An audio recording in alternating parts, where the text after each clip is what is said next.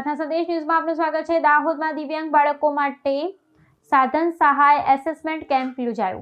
સમગ્ર શિક્ષા દાહોદ જિલ્લાના આઈઈડી યુનિટ અંતર્ગત શાળાના અભ્યાસ કરતા OH, HI, VI, MD, MR અને સીપી જેવી દિવ્યાંગતા ધરાવતા વિદ્યાર્થીઓ માટે એએલઆઈ-એમસીઓ ટીમના સહયોગથી વિશેષ સાધન સહાય એસેસમેન્ટ કેમ્પ યોજાયો, જેમાં દાહોદ અને ગરબાડા તાલુકાના દિવ્યાંગ બાળકો મોટી સંખ્યામાં ઉપસ્થિત રહ્યા। એએલઆઈ-એમસીઓ ટીમના નિષ્ણાત ડોક્ટર અરવિંદ પાલ, જનરલ ડોક્ટર દિલીપ કુમાર, ઓડિયોલોજિસ્ટ તબીબોએ કેટેગરી પ્રમાણે દિવ્યાંગ બાળકોનું એસેસમેન્ટ કર્યું। તમામ આઈઈડીના સ્પેશિયલ એજ્યુકેટર, વિશિષ્ટ શિક્ષકો ઉપસ્થિત રહ્યા।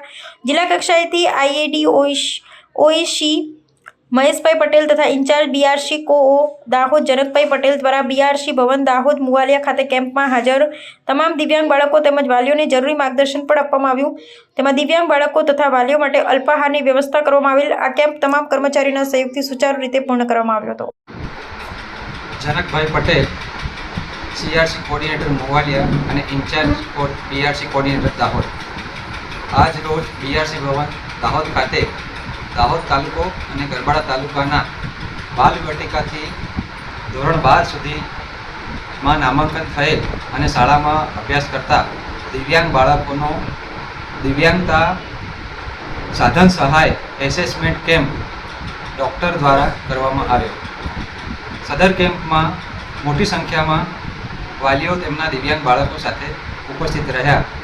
સાથે સાથે દિવ્યાંગ બાળકોની દેખરેખ રાખનાર સ્પેશિયલ એજ્યુકેટર શિક્ષકો અને વિશિષ્ટ શિક્ષકો તમામ ઉપસ્થિત રહ્યા।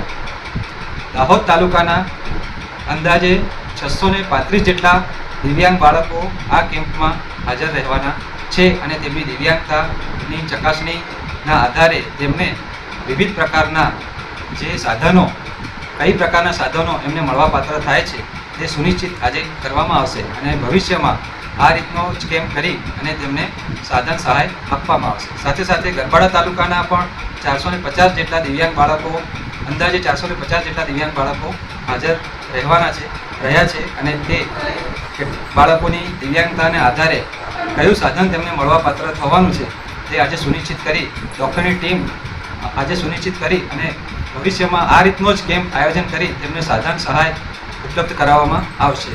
21 પ્રકારની દિવ્યાંગતાઓ આ કેમ્પની અંદર આવરી લેવામાં આવી છે।